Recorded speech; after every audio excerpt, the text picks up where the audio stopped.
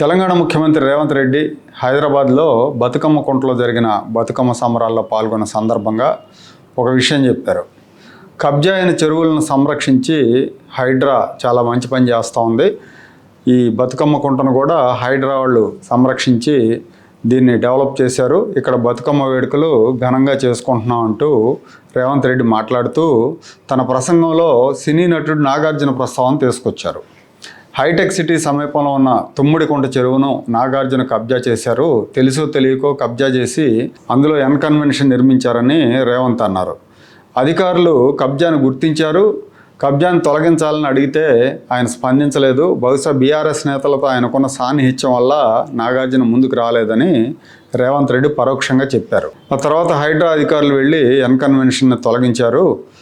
నాగార్జున గారు తప్పు తెలుసుకొని తాను అందరికీ ఆదర్శంగా ఉంటానని చెప్పి 2 ఎకరాల భూమిని ప్రభుత్వానికి తిరిగి అప్పగించారని రేవంత్ రెడ్డి తెలిపారు. చెరువులు సంరక్షించేందుకు తన వంతుగా సహకరిస్తానని నాగార్జున హామీ ఇచ్చారని కూడా చెప్పారు. రేవంత్ ఇలా పబ్లిక్గా చెప్పడం నాగార్జునకు ఒక రకంగా ఇబ్బంది కలిగించే విషయమే.